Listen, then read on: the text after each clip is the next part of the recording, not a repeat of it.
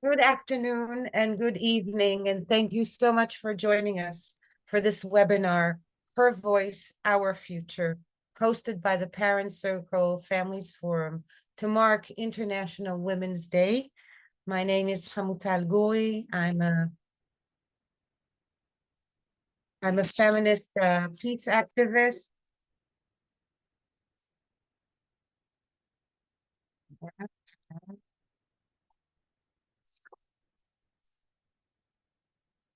I need to, okay. Uh, Again, sorry, I'm Hamutal Guri. I'm a feminist peace activist, a cultural critic, and a huge, huge fan of the Parents Circle Families Forum and of the speakers that we're hosting this evening. Being here with all of you and with our wonderful speakers, courageous peacemakers, is the way for me to mark International Women's Day. In these sad and difficult times, we come together to find solace and to be in a beloved community. We seek for points of light that will strengthen our capacity to push away despair and embrace our humanity. We hold on to the power of deep compassion and of radical hope, and we do it by shedding light on the roles that women play in peace building and reconciliation. The Parent Circle Families Forum is a joint Israeli-Palestinian organization made up of more than 700 bereaved families. Their common bond is that they have all lost a close family member to the conflict. But instead of choosing revenge, they have chosen a path of reconciliation. Together, they are working to prevent more bereavement and to promote dialogue, tolerance, reconciliation, and peace. They wish to influence the public and the political decision makers to choose reconciliation and the path of peace over violence and war. The Parent Circle Families Forum operates education, public awareness, and advocacy projects to create dialogue, understanding, and empathy between Israelis and Palestinians. The forum has an active women's group whose Israeli and Palestinian members work together in various ways to bring forth the important voice of women promoting peace and reconciliation between the two peoples. As I said in my opening remarks, the Families Forum has been, and even more so now, a beacon of light for me. Having the privilege of working with the forum, getting to know its members, has taught me a great lesson on how true peacemakers look like. Before we begin the conversation with our wonderful speakers, we would like to screen a short video. Christopher, please. Thank you.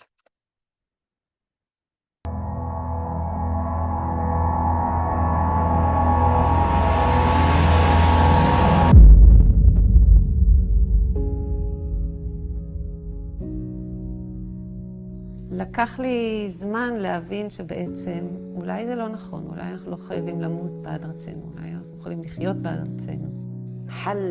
حل بيننا وبين الشعب الإسرائيلي السلام وإنهاء الاحتلال. מה מחכה לנו לעוד 2 דורות אם אנחנו נמשיך ככה?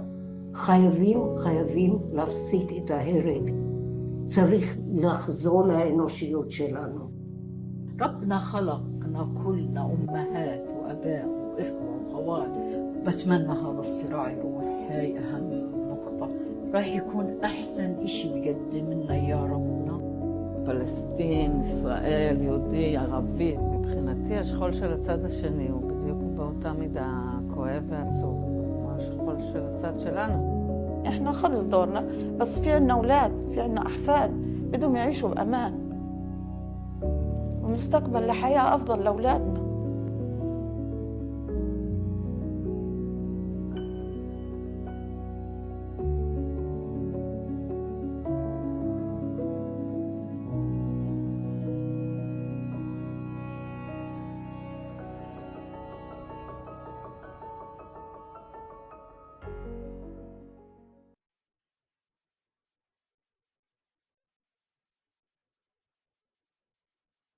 Thank you. I now want to briefly introduce our 5 wonderful speakers, and then they can tell you more about the work that they're doing. Bushra Awad is a leading Palestinian member of the Parent Circle Families Forum. Bushra lost her son in 2008 due to the occupation and the conflict, and joined the forum in 2011. She's a powerful advocate for peace and reconciliation, facilitator of dialogue meetings, and the coordinator of the Palestinian Women's Group within the forum. Ayelet Harel, media and culture producer and entrepreneur, and single mother of 3 children. Her older brother, Yuval Harel, was killed in 1982 in the First Lebanon War. Ayelet joined the Parent Circle Families Forum in 2009, and since then has served as a facilitator for the dialogue meeting program and parallel narrative experience. Huda Abu Arkoub is an independent consultant specializing in conflict transformation and peace building, and the 1325 UN Security Council Women, Peace and Security Advisor. She has over 3 decades of experience in activism and work with NGOs in the MENA region, most recently as the first on-the-ground regional director of the Alliance for Middle East Peace. Naomi Sternberg is the director of conflict and gender at the Geneva Initiative and a peace activist. She hosts the podcasts, The Road to Agreement and The Guide to Hope, bringing together Israeli and Palestinian women from the West Bank and Gaza and motivating them to take part in political activity related to the conflict. Zura Bahman is the regional director of Search for Common Ground, Afghanistan, and a peace and women's rights activist. She is the only woman heading an NGO still allowed to function in various districts in Afghanistan. She's leading her team through violence, working with the Taliban to keep the peace-building space open. It is such a huge honor to be with the 5 of you in conversation. And I would like to start with you, Bir Bushra, and ask you to speak a little more about your work and especially share with us what gives you hope and the courage to do the work that you are doing these days.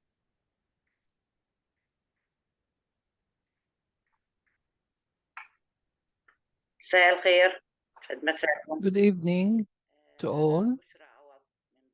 My name is Bushra Awad from Beit Ummar in Hebron.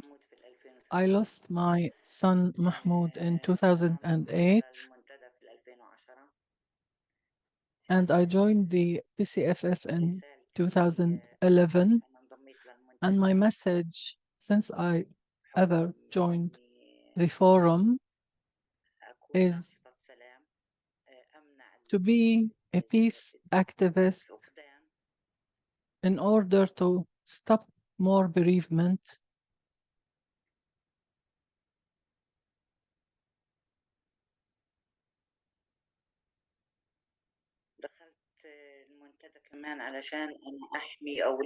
I joined the forum in order to protect my other children and children of other women.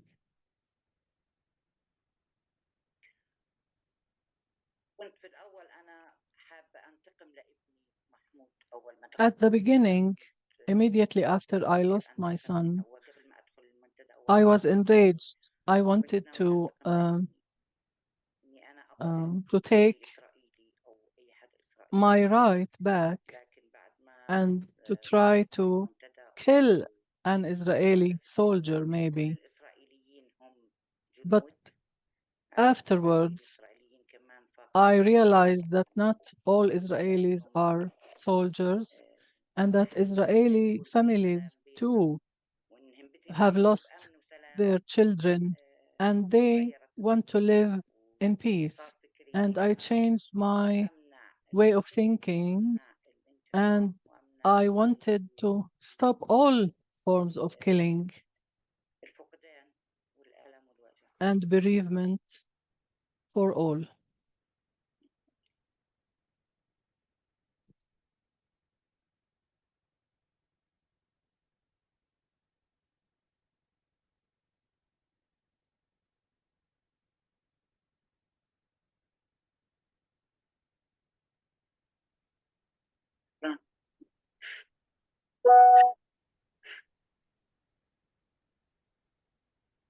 בושרה יקרה, תודה רבה לך. את מקור אדיר של השראה. תודה לך. איילת, my dear, following up on Bushra's inspiring words, I want to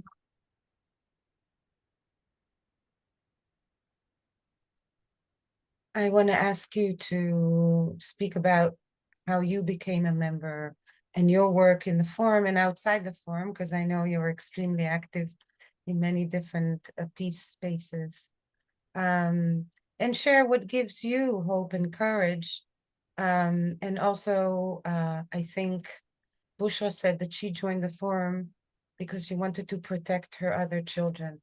And so if you can also speak about how the motherhood, the maternal instinct to protect our children comes into play in the work, your work, and of the forum. תודה חמוטל ותודה Thank you, Hamutal, and thank you for all my fellow panelists. It is my honor to be part of this panel and for the Bereaved Families Forum for organizing this webinar. As you introduced me, I am a mother of 3 children. I'm 57 years old. I worked for many years in media and culture production. And my brother, when he was killed, he was 19 years old, a soldier in the First Lebanon War. I was 16. And retrospectively, I realized that the first step to understanding the other were instilled in me immediately following the killing of my brother. He was killed in the refugee camp Ain al-Halwa in Lebanon. Of course, the war in Lebanon wasn't back then against Hezbollah, but rather against Palestinians.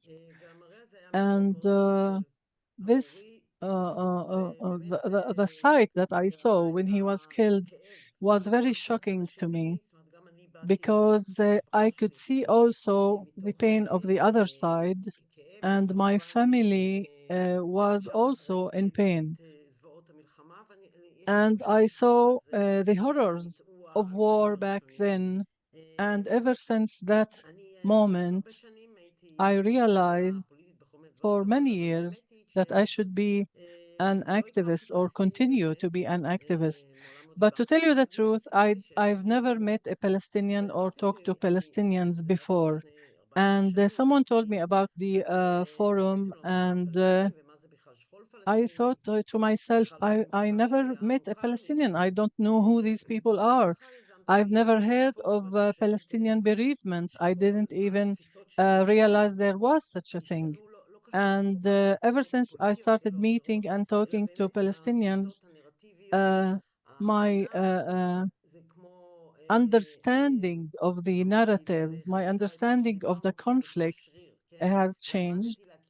It's like learning to understand the other side, to listen to the other side, because we were raised to hear our own narrative, and we didn't really understand the other's narrative. And starting to understand the other narrative, it changed many perceptions for me. Motherhood and maternal instinct to protect children is a very main subject in my life, because I don't really feel that I have the privilege to give up. And bereavement is also another motive for me, because One option is to go towards revenge and hatred, and this is human nature. But to me, it is as equally a human nature to not to want others to suffer anymore. So I think that this motive, maternal feelings, and my duty to promote peace in our age is another strong motive. Another issue that I can relate to is that I want my society to have the right values, to live by those values, and to promote such values also within the neighboring society. And I want to promote these values in both societies. So I believe that through my work and activism in the forum and through my work in media and through my activism in another peace movement, which is Women Wage Peace, and we are gathered here today for the International Women's Day. I also meet our fellow panelist Huda Abu Arkoub, also, who've established another sisterhood in the Palestinian society. This emphasizes the role of women and the importance of the role of women Thank you to bring so about much for bringing change. it. I so appreciate both you and Bushra for the courageous choice that you made to be part of the forum. I want to turn now to you, Naomi Sternberg. I will ask you also to speak a little bit more about the work you do at the women's group in the Geneva Initiative. And then I will also want to ask you, from your experience working with Israeli Palestinian women, what is it that you see as the unique contributions that women bring to peace building and reconciliation? תודה רבה, ערב טוב. תודה Thank רבה you לכם. and good evening. Thank you for the forum, for this invitation, and for the courageous and wonderful women in this panel.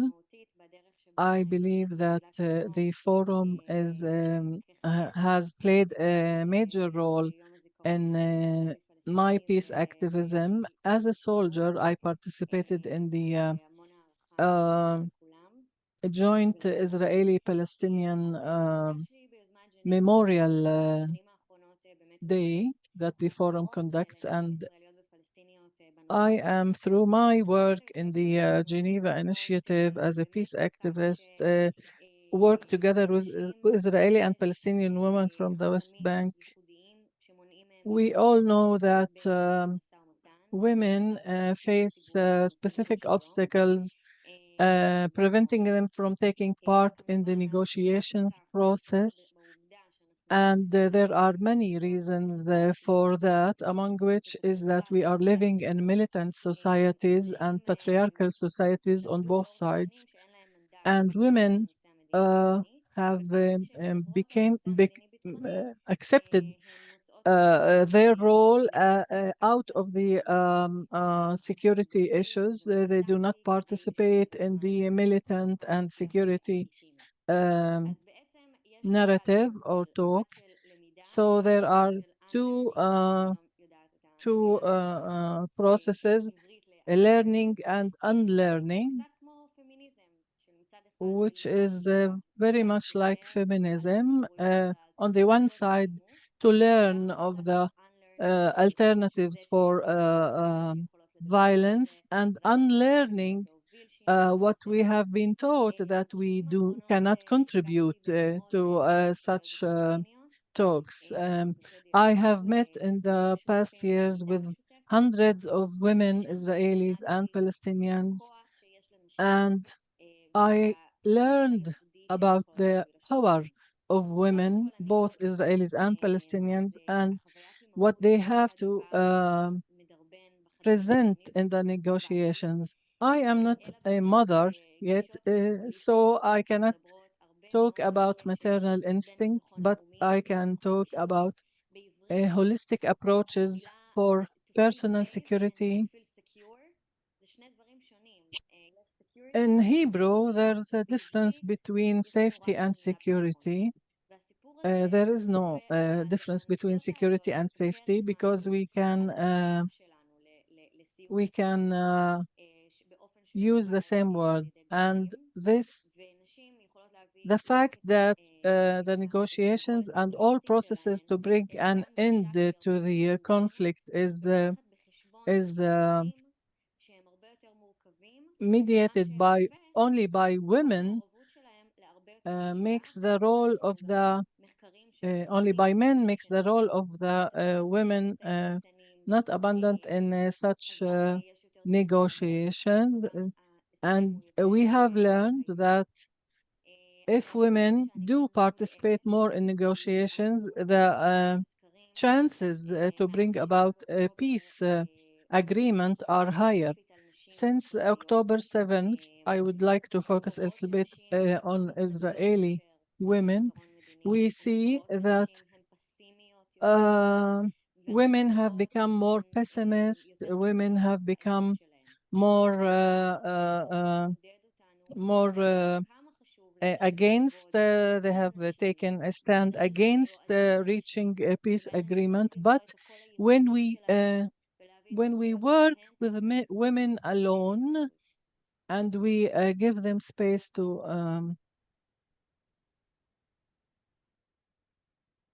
Thank you so much, Naomi, and thank you so much for your honesty. I think in order for us to change reality, we need to face reality. And so thank you so much for adding that bit. I want to turn now to you, my dear Huda, my partner in crime. Huda and I are doing so much work together for years, working with women peace builders. So Huda, I want to ask you to speak about your work.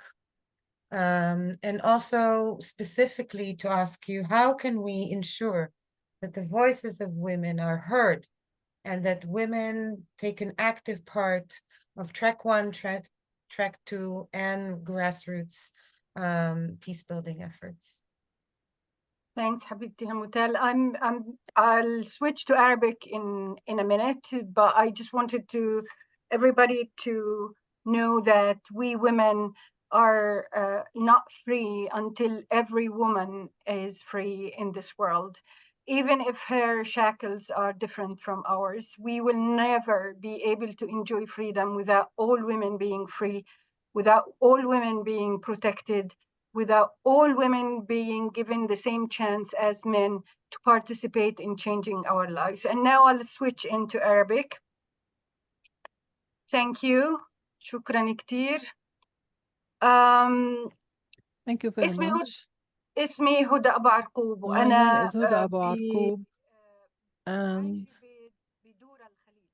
I live in Dura, Hebron, and I would like to tell a story that have raised a conflict for me. A young girl from Dura stood on her balcony in a very normal day.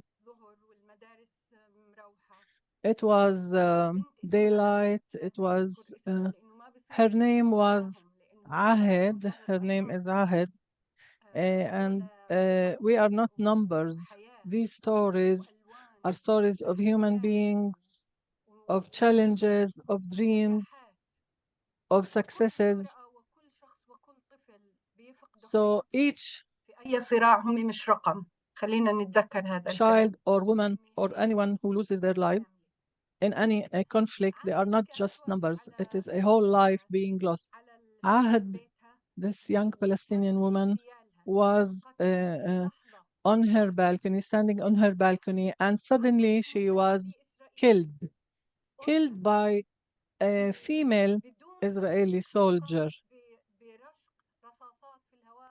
She simply killed Neta in the head. Ahed left a daughter behind her, 6 months old. All the women participated in Ahed's funeral. And the question that I was contemplating as a peace activist, what have the feminist movement done in the whole world if this movement cannot protect a woman in Dura, in Hebron, in Be'eri, and the whole feminist movement cannot bring to a release of any woman prisoner?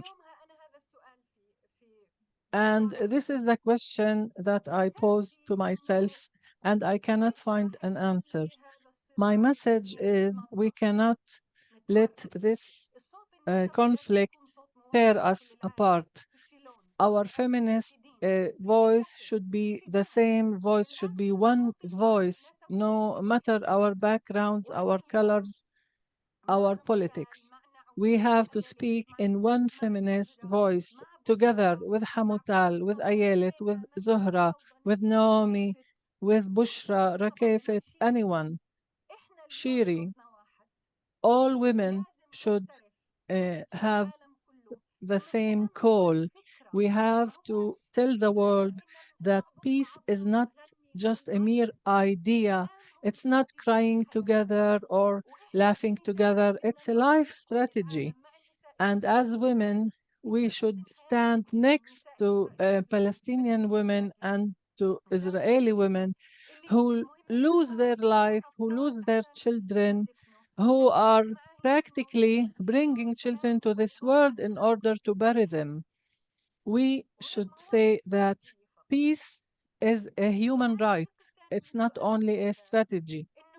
The other part of the question, Hamutal, that negotiations are conducted in Qatar, in Amman, in Europe, in the US. And I ask myself, how many women participate in these negotiations?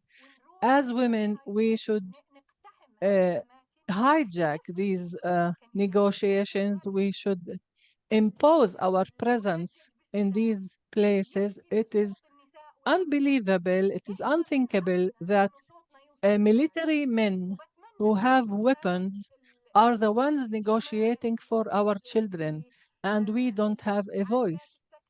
It is unbearable. And our voice, the voice of this webinar, should be the starting point for women to engage in all political realms, because as we see, the men have failed us. And of course, part of this failure is ours. But what I have to say is that men do not understand the language of women. The language of women is a language of life. We have to rise above the pain. Pain is our motive, but our love for life and our duty to protect our children, our societies, should be the greater motive. If not today, if we do not stand together as women and silence the voices of bombardments of weapons, then we haven't fulfilled our mission. So I call all women and all men, please make our voices heard. You should carry our voices against all this bloodshed. There is no difference between a dead Palestinian and an Israeli dead person. People are not animals. We are all humans. We should say enough, enough, enough to this dehumanization in order to serve our political agenda. Thank you. My dear Huda, listening to you gives me so much strength and courage. You are such a beacon of light. Thank you so much. And when you spoke, I was reminded of one of my favorite feminist quotes by Lila Watson, an Aboriginal feminist activist, who said, "If you have come here to help me, then you are wasting your time. But if you have come because your liberation is bound up with mine, then let us work together." And I think that leads beautifully to you, Zuhura Bahman. Thank you so much for joining us tonight. And please, I want you to share with us from your experience doing the work that you are doing that requires so much courage and determination. Please. Hello, everyone. First of all, I apologize that I don't have electricity, so I am talking to you from darkness. That is an absolute pleasure to be in your company today.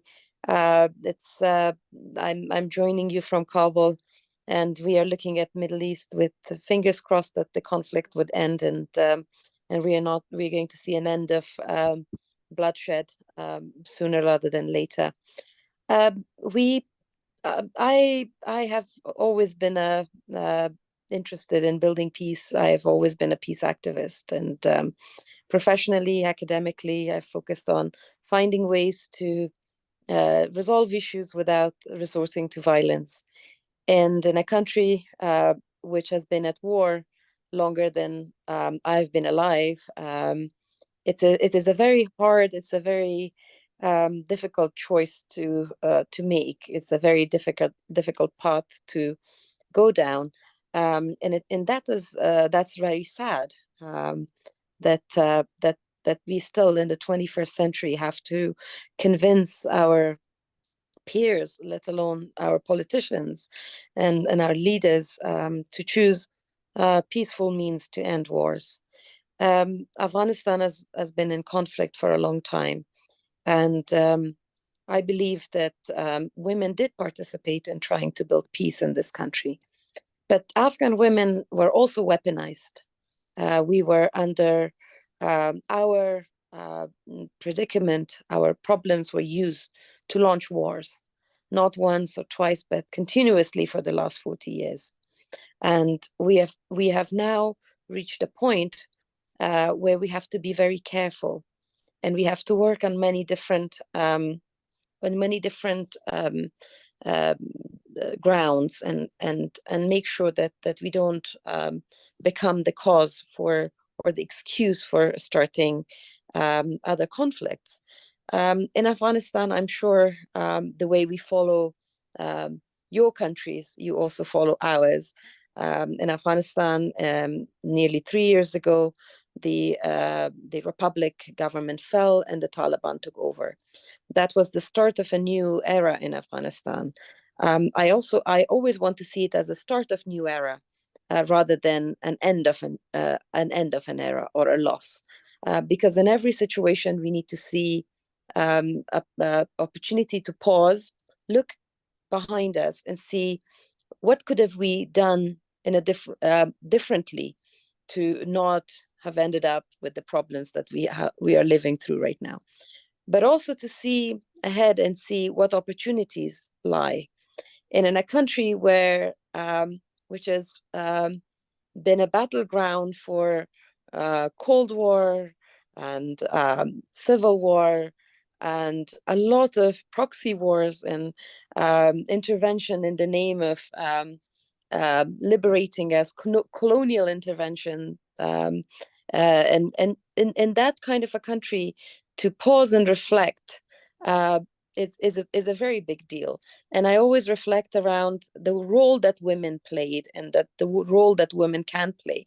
And when I talk about the role that women can play in Afghanistan, I usually get shocked expressions from those that listen to me, because there's an assumption that women in Afghanistan are not doing anything. We are doing quite a lot, and beyond many people's imagination.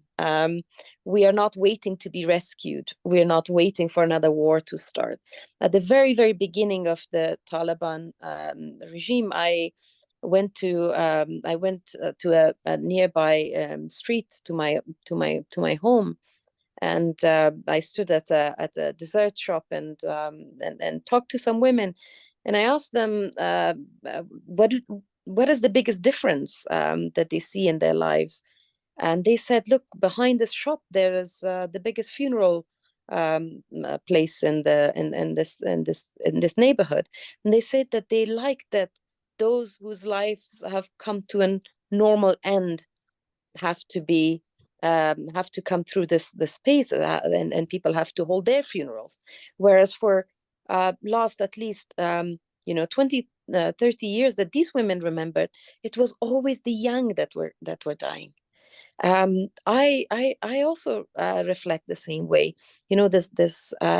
There are roads in my city where I would go and I wouldn't know if an explosion would happen and I would lose my life. Every time a loved one would go somewhere and they wouldn't answer their phone for a few minutes, the assumption was that somebody had died. Every time you could hear your loved ones' voices, you thank God, but then also felt really guilty because you know that somebody else's loved ones had lost their lives. So this end of armed conflict is something to be appreciated in Afghanistan. It is being appreciated by many people that live here. But at what cost as well? We have to think of the broader meaning of peace. And that's where our activism need to focus on right now. How about the right to an education that Afghan women have lost? And how can we regain that right without pushing even a small part of our community into a violent conflict? That is the main focus of our activism in Afghanistan. I am leading an international organization in Afghanistan, but many women in this country are leading national organizations. And they're leading voluntary organizations, they're leading informal groups, which focuses on ways to find a better quality of peace, a more positive peace, where we could exercise our rights, where we could be so conscious of our positionality, of our power within ourselves, and our ability to hold space that nobody would dare start another war in our country. We also have to talk about the way the international community is dealing with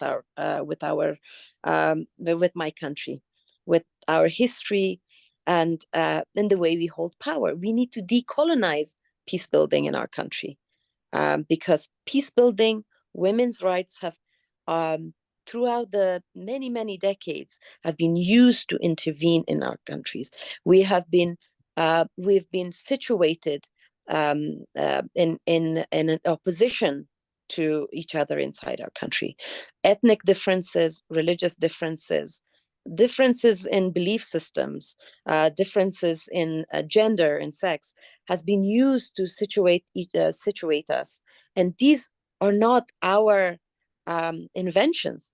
These are inventions that are being of people who want to sell us weapons, who want to create a conflict and then come and try and resolve it. So we have to, one battle that we have to be in that we have to fight is with that narrative of our weakness, our supposed weakness, and an outsider's ability to rescue us. Another thing that we are working on quite a lot is our own belief in ourselves, something that is intrinsic, that's internal to us. We Afghan women have to constantly deal with the narrative of our weakness, of our victimhood, of our inability to bring a change in our society. And we really need to fight with that. We really need to take a pause every day and realize that. And in order to do that, we have to create women's spaces. A lot of it in Afghanistan right now, we cannot create formally, but we have to create it by going back to many generations of feminist practice. And we need to start going back to the basic, and we need to relate to each other, not only in our country, but across borders with our sisters. And so that we can see that we are not unique. These battles were being fought and is being fought in many different countries right now. And we need to create solidarity, and we need to learn from each other's strategies of not only how we become more effective activists, but how can we, in the same process, maintain our own strength, our own mental health. And in that process, how can we many women that spoke here reflected around motherhood. How can we bring the generation of people who could who could understand and practice the power of being peaceful, where being a peace activist is not a sign of being naive, but is the sign of being hopeful, being strong, and believing in yourself. And we try and do that. We try and do that through maintaining our culture, maintaining our a little space that we've created. We also need to be able to see the humanity in the other, because we live in a very tough environment right now. We don't have the right to education. Our daughters from the age of around 10 to 12 up cannot go to school since the regime has changed. We have severe restriction on our right to work. We have severe restriction on our right to gather, to be entertained, to exercise, to travel. But as we do that, we also need to see how we relate to men in our societies. We need to see their history. We need to see where their positions are coming from, and we need to see how can we understand them and how can we work together with them. How can we work together with men? Because in closed off societies and a very patriarchal societies, we have to also find the men who could be our allies, because without those allyships, we cannot move ahead. And that requires a lot of strength and a strength of conviction. And sometimes it is hard to maintain that. But every day, I personally try and focus on 2-3 good things that happen to me on that day. When I see a colleague of mine who steps ahead of me 2 steps so that he could be the first person to diffuse a potential conflict at a checkpoint, or when I see a man who sends we're doing a little campaign to get the government to start the schools again, and when I see a man sending a video in support of our campaign, then I remember that there's an ally, and in many other ways. When I see a father who goes home, a couple of hours earlier every day, so he can teach his daughter who's not allowed to go to school. These are good men, and we need to make sure that we are aligned. They are aligned with us in our struggles.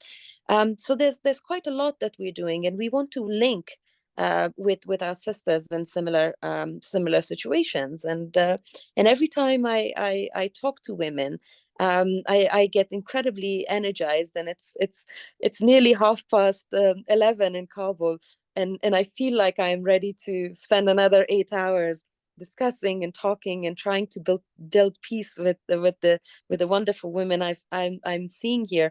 I'll stop here, but I'm really looking forward to more engaging with questions and answers later. Thank you so much, Zuhara. Thank you so much. You made such a beautiful connection. You made so many amazing points. And for all the speakers, I hope you're following the chat, because the audience here, we can't see the audience, but they are responding so beautifully and providing such beautiful feedback on the chat. But I think, Zohar, you made such an important connection between peace and human rights, justice, and equity. And I think you just provided such a robust definition of peace, that it's not just about the absence of war and violence, but it's about humanity, and it's about human rights, and it's about justice, and it's about equity. Thank you so much. We are soon going to open it to Q's and A's. So please use the Q's and A's box to write down your questions. But before we do that, I want to give an opportunity to each of our speakers to add some thoughts relating to what you heard. Naomi, I know you wanted to follow up on what Huda said, and I'm sure that you also have some thoughts based on what Zohar said. So you can go first, and just let me know, Ayelet. Okay.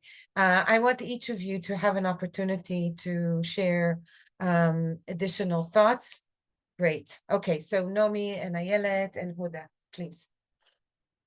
אז אני רוצה להתחבר גם למה שהודה אמרה וגם I want למילים. to connect to what Huda said and to Zohra's brave words that we can learn from the experience of women around the world. Huda's message about one voice for women in the whole world, and Zohra's message that we can learn from our mutual experiences. I relate very much to this. And if we want to be practical, I think that we know from different conflicts in the world that the way to promote the participation of women in the first track and second track negotiations is the women peace movements. I don't think that we had enough courageous women leaders, and this is on on us.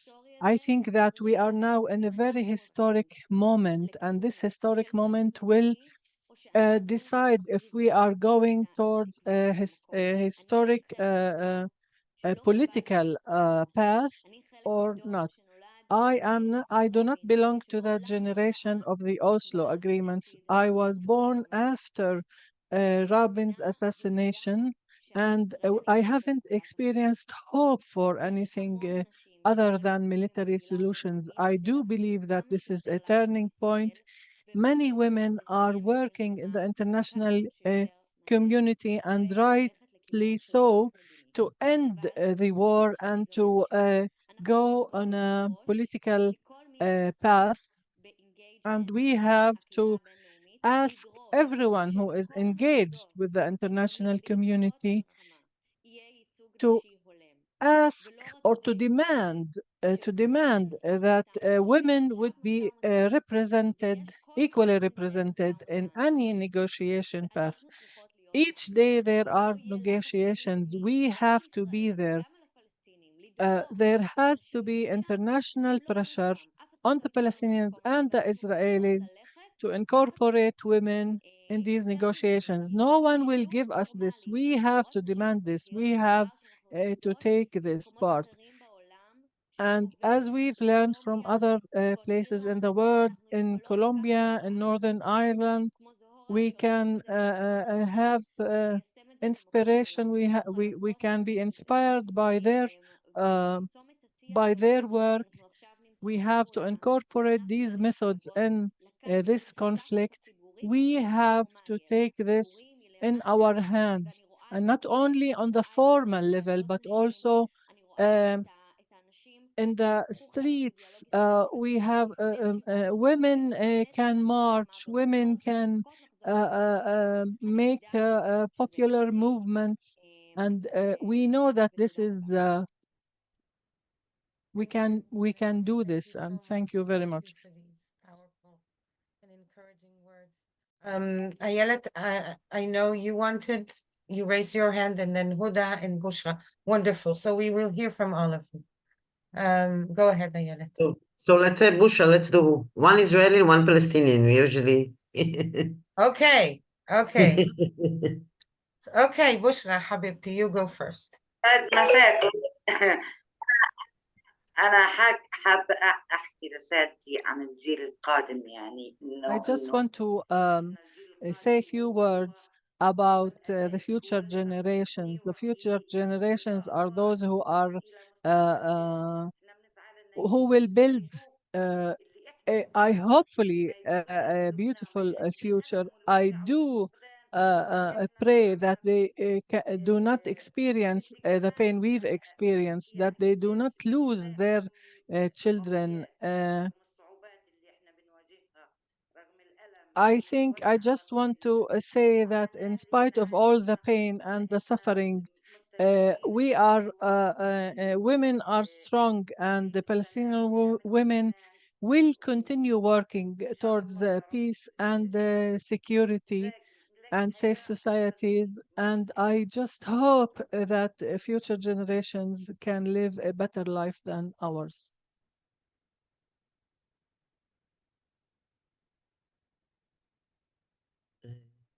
Thank you so much, Bushra. As I said, you are a beacon of light. Thank you so much. Ayelet, do you want to go next? כן. אז באמת אמרו מלא דברים שהייתי יכולה לדבר עליהם גם Many עכשיו. things have been said, and I relate to all that has been said here. We can go on for another hour. Just like Zohra said, and Nomi said, they both said that there is an open opportunity now for us. And it is true that there is that also women in this horrible period of time are leaning more towards militarism.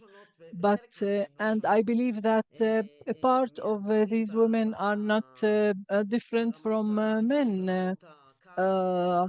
On this level, they also experience dehumanization. They also experience the need or feelings of revenge and rage. And I think that it is also understandable following the atrocities that have been committed. But we realize also that the unproportionate Israeli response is having its implications on the Palestinian society as well. I live both narratives, the Israeli narrative, and as much as I can, I relate also to the Palestinian narrative. And one of my friends asked me, why do you do this? What do you need this? Please just forget about their narrative. This is not the time. I told her, I can't do this. I cannot forsake this. Ever since I am in the forum, I have experienced many other things, and I feel that the understanding and seeing the other as human is what we should do. And Nomi, you talked about civil society and the role they have to take in negotiations. I agree with you because military personnel cannot conduct these negotiations. We cannot just leave it to them. These, I believe that the military commanders, etc., if they have participated in one of our narrative sessions, they would see the world in a different view. Sometimes even my children say to me that, Mom, you care about the Palestinians more than you care about us. Thank you so much. And I will finish here. Honestly, listening to all of you gives me energy for the next 50 years. But I think that what you said and what we heard also from Bushra and from everyone is that our role as peace activists these days is to hold compassion for both narratives. It's not a competition. And we have enough space in our hearts to acknowledge and look at the suffering in Gaza and do our best to alleviate that suffering and see the suffering and pain on the Israeli side and be committed to leading a politics of care and politics of compassion. Thank you so much. Huda, please, go ahead. Thank you, Hamutal. The first point is going to Zuhra. I agree with you, Zuhra. First of all, it's amazing that you are with us. Knowing that you are talking to us that late at night without electricity is an act of gallantry and courage.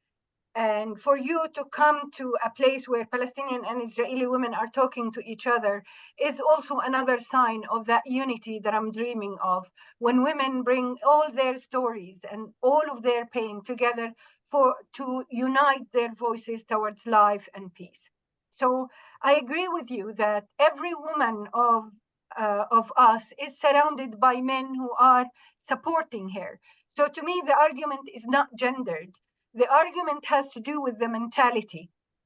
It has to do with how we raise men. So they are also victims of the systems around them.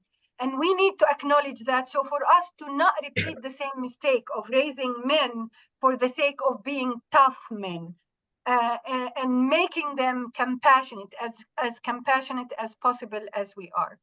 The second point has to do with an action worldwide in order to stand with women and all narratives, all women and all narratives, no polarization, no colors, no gender, etc. The Palestinians are affected by the polarization over Israel-Palestine.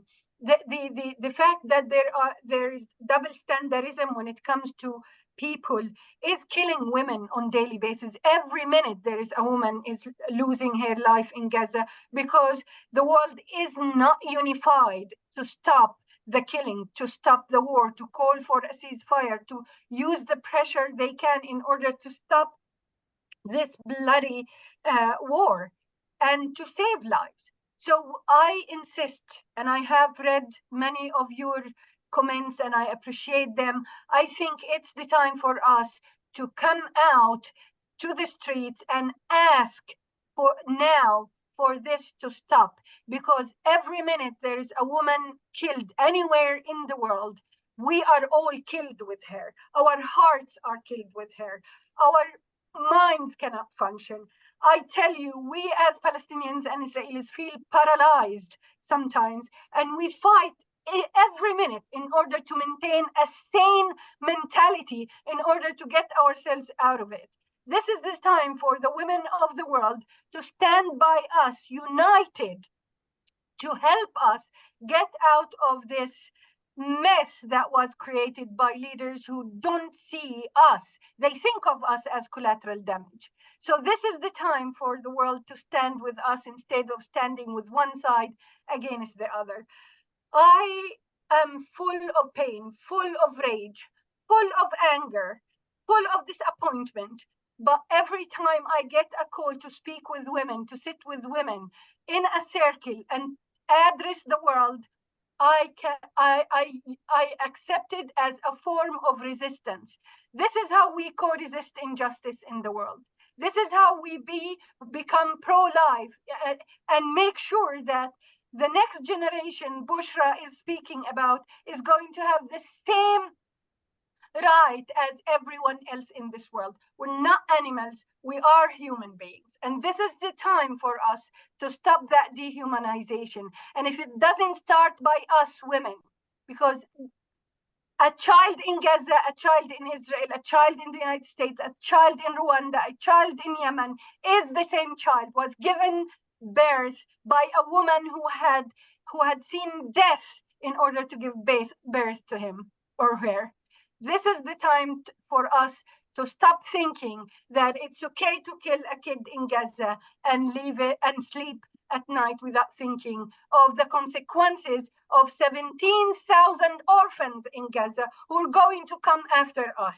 This is the time for us to take responsibility for the day after. And I have many ideas about how we can be integrated in the negotiation table. But I want every woman who's listening to me now to talk to her leaders everywhere she is to push for more Palestinian and Israeli women to be at the negotiation table. We lack no strategy, no smartness, no willingness in order to be the ones who negotiate life. It's about time for us to be the ones who negotiate life. Ramadan is coming soon, and we need this war to stop. So for the Gazan women to start collecting themselves together in order to take care of the orphans. Thank you. Thank you, Huda, so much. Thank you. I was afraid at some point that people will step up to the seminar webinar room, open the door and just go and talk to their congressman while you're speaking, because you were so powerful and so inspiring. Zuhra, I see you also have your hand up, and then I have a question for Bushra and many, many questions for all of you.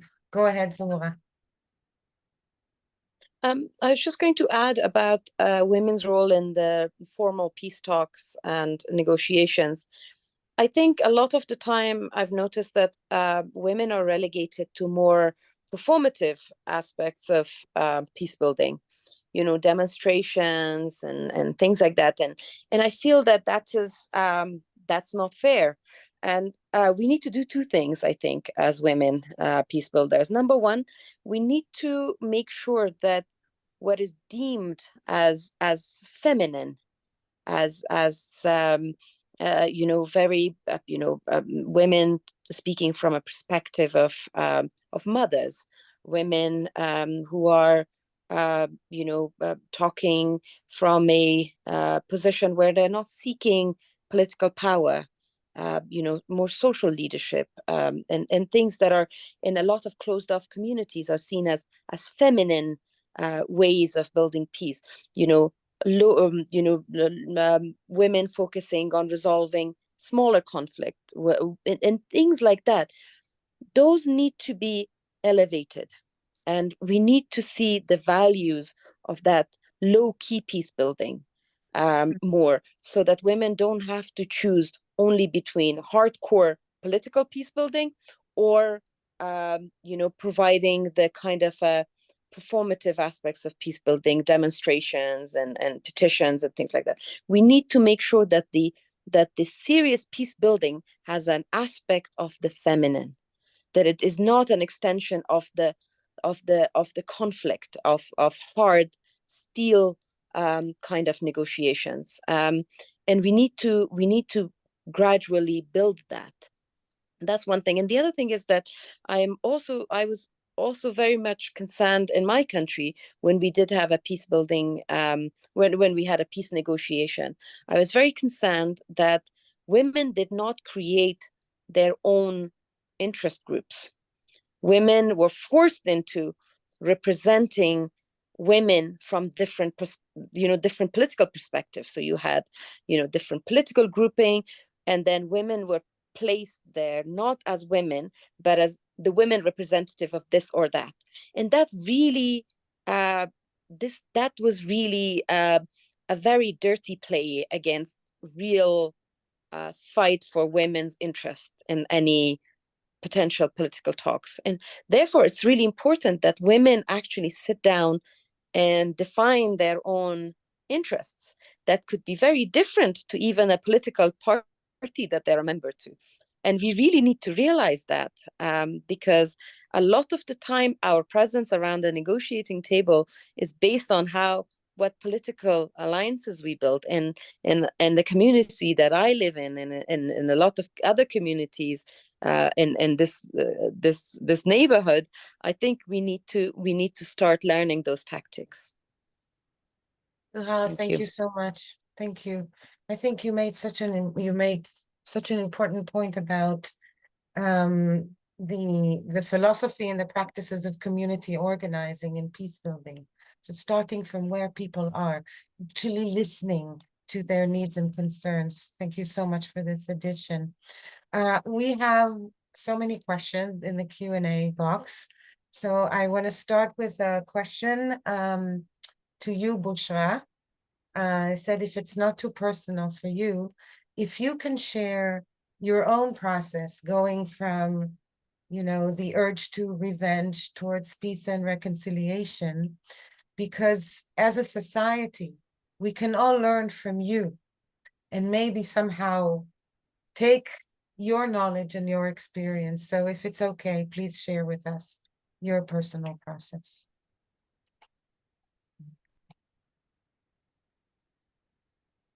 أنا فقدت ابني محمود كان أول Lost فرحة. my son, which was the first joy in my life. I gave birth to Mahmoud after 5 years of marriage. He was everything in my life. He was my hope, my joy. He was the reason I was alive, because my marriage at the beginning wasn't so happy. Once I gave birth to Mahmoud, joy entered our home. Mahmoud was a very loving child. He was such a pranker. He made us laugh all the time. It was my dream to see him grow up and become a young man.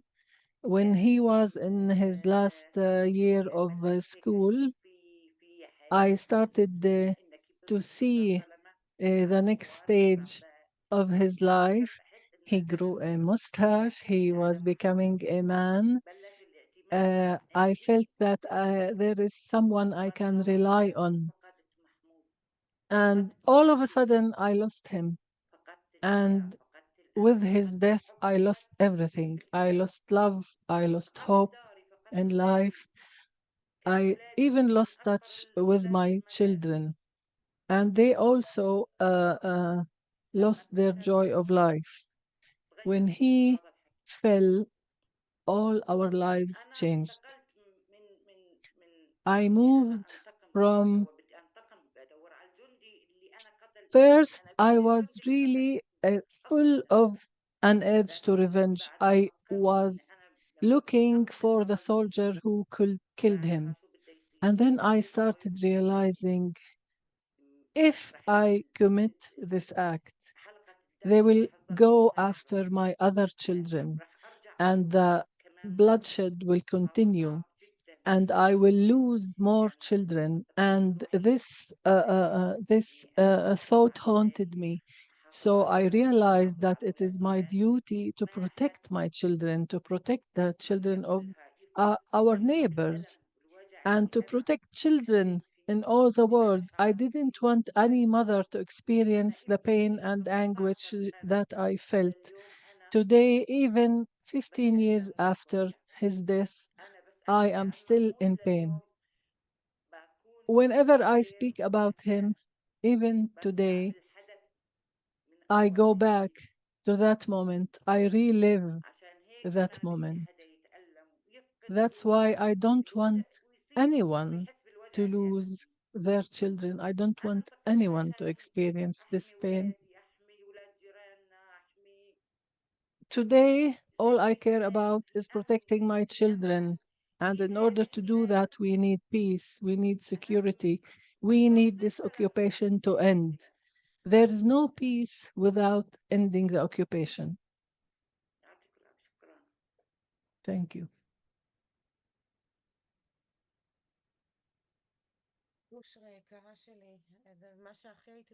Bushra, my dearest, I wish I could hold you now. I could hug you and get out of this Zoom. I just said to Bushra that I wish I could step out of the Zoom, just go to her and give her the biggest hug possible. And I think it's okay, since we're on a Zoom commemorating, marking International Women's Day, that we allow ourselves to cry for the lives lost, for the lives of Mahmoud, for the lives of Yuval, for the lives of all the loved ones lost to violence and war. And I think there's so much to learn from what you said, Bushra, because at the end of the day, you talk about your commitment to preserving life, which is the most powerful thing on earth. Thank you so much. We have so many questions, and there was a question that kept repeating, I think, in different ways. And that is, what can women around the world do to make the different ideas and the inspiring ideas and expressed by our speakers, to make them into a reality? So معلش بس بدي معلش بدي افوت مداخلة صغيرة بس بدي احكي عن Can I الصعوبات. add one more thing? I just want to emphasize the hardship and the difficulty for me to join the forum, because my neighbors, even my kids and everyone stood against me, against this idea that I join the forum. But I made my decision and went forward with it. And they even said that I am selling my son's blood, but that's not true. What I am doing is I am buying back the lives of my other children.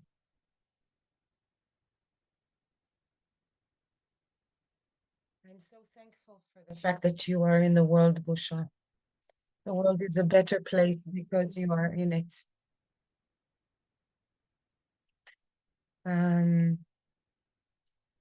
I want us to take a moment of gratitude and appreciation to Bushra, to all the courageous women in this room. Thank you so much. And I think when I was asked to facilitate this webinar, and of course I said yes, but I asked the forum members, what is it that you want people to come away with? And I can see from your comments that you are coming already away with inspiration and hope and determination. And so the question that keeps coming up is, what can we do? So please, our panelists, I invite you to share your thoughts and ideas about practical steps that our audience or efforts they can join tomorrow morning or even this evening. So who wants to respond first?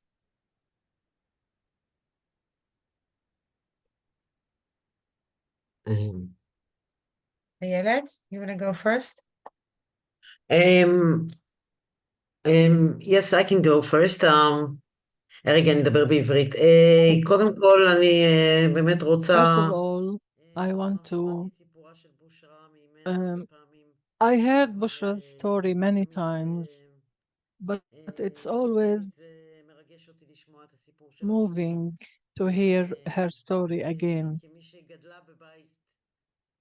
I grew up in a bereaved family. I saw the pain and the price that my parents paid when they lost their child. And it becomes even harder. Even today, as a peace activist, it is harder for me to be a peace activist today in this atmosphere. And I think that Huda and Zohra will have more practical advice for us all, but the world today asks us to take sides. You're either pro-Palestinian or pro-Israeli, and it is intensified all over the world. But I think that this makes us even more blind to see the wider angle of this conflict. I think that what Huda and Naomi mentioned, that this connection between women all over the world to work with us in order to bring about an international pressure in order to stop this price, this very high price that we are paying. Not only children are killed, but also the elderly are killed, and we are so focused in categorizing people as soldiers, as elderly, etc. These are good guys, these are bad guys. And in such a conflict, such a long conflict, there is no pure good or pure bad. We cannot continue this zero-sum game. And I think that the suggestions that Naomi and Huda and Zohra have made are excellent. We can start working based on these suggestions. The world should support a peace activist and not just ask us to take sides. Ayelet, thank you so much. Huda. Again in English, I'm sorry, I'm using English rather than Arabic, but I'm not sleeping. I'm working on it even when I have no job. And again, one of the victims of this war is my job. But I still work day and night. I write about it. I join every policy work. I encourage women to join policy advocacy and programming groups. Hamutal and Naomi is going to come soon. You should expect a message, an email from me. I'm putting together with Search for Common Ground, Sohra, Palestine, a whole list of women that we will be storming the world with policy recommendations that are not based on narrow political interests and are not based on polarization, are based on life for people, dignified peace for Palestinians, a state that is viable and connected for the Palestinian people, security for both the Israelis and the Palestinians. It's not a work of magic to bring peace to Palestine and Israel. I think the only obstacle that we women are facing is that we are not being invited to these circles. We push our way through it. And I tell you, I live in Hebron. Roads are closed. I cannot find. It takes me, when I travel to Amman, it took me a whole day to get to Amman, and I've been stopped by 3 different checkpoints in order to get to Amman to meet with Israelis, Palestinians, Saudis, Arabs of all internationals, everyone, and I made it. I managed to make it. So every woman knows that if she has the right goal in her heart and is driven by her sense of urgency for saving lives, she will find a way. We need you to start pushing in your governments, standing with us, asking for more women on the negotiation table, sending invitations to every woman you know in order to come and speak about Palestine and Israel in a way that brings peace rather than ignites war. This is the time for us to stand against those who support and fund wars and find ways in order to support and fund women like the women of the Bereaved Family Forum to continue sending their message in the world.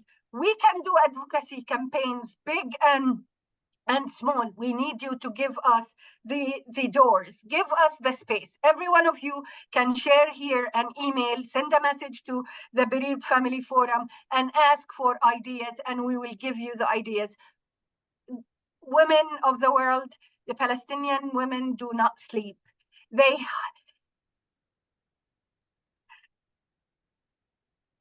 hug their children's bodies every night and pray and call and scream for this war to stop, and no one is listening. This is the time for us to stand by them and make the world listen to their appeals. We can pray, we can march, we can join every policy group we can do, but the sense of urgency is that every minute there is a woman or a child is being killed. This war must end, and you need to stand by us for that war to stop. Thank you, Huda Habibti. I think your words have pierced all physical borders. I know that they went straight into my heart, and I'm sure they went into the minds and hearts and everyone present on this webinar. Thank you so much. Naomi? Yes, אני חושבת שאין לי הרבה מה I think that I don't have much to add. I think that, of course, like I said earlier, we have to aspire to incorporate women movements in the negotiations, the official negotiations, and this cannot happen unless there is an international pressure. I think that I've heard many messages of the Israeli peace camp. I think we should reiterate these messages here and over the world. I think that I will stop here. We soon need to conclude, and I know that there are many unanswered questions. We collected the questions, and we'll be happy to think of ways to send additional following up responses after the webinar concludes. I think I want to start with so deeply, deeply, deeply appreciating our 5 speakers. You are not beacons of light. I don't even know how to say it. You bring so much light and love and wisdom and determination and passion to this room. And I cannot thank you enough. And I know everyone on this webinar feel the same way.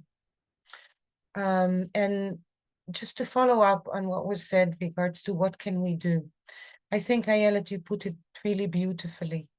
It's not about being pro this or pro this. Be pro humanity. Be there for us. Be there for us, the peace builders who insist on raising our voices for peace, for humanity, for justice, for human rights, for the end of the occupation. At a time when it's not really popular to do that. So please echo our voices, echo the voices you heard here. If you are coming on a mission to the region, if you're coming on a mission to Israel, please ask the organizers to meet with as many women peace builders as possible. If you're watching the news and they're only interviewing former generals and generals and people with big guns, tell them, why are you not interviewing women? Each and every one of you has agency to support the effort and to amplify the efforts and to be part of the efforts. And I want to thank you so much for being with us tonight, for the warm and beautiful feedback that you provided, for the questions you asked. And I think I can promise that any unanswered questions, we will be sure to send some comments back to you through the forum's newsletter. I want to thank Hamutal. Go. Thank you for being such a great moderator for all of us, and so much love and inspiration in your kind words. Thank you so much, Ayelet, and the big, big, big thank you and appreciation to Manal, to Rauda, and to Neta, our absolutely magnificent translators who made the conversation between women in different parts of the world possible, thanks to your amazing, amazing translation, and to the whole staff of the forum, both here in our region and around the world, for making this possible. So our hearts are filled with gratitude and appreciation. Thank you so much. شكرا كثير. Thank you. يعطيكم العافية. Thank you so much. Thank you. Bye-bye, all of you. Good night. Good afternoon. Be safe. Bye, Bushra. Bye-bye. Bye, bye, everyone. Bye-bye.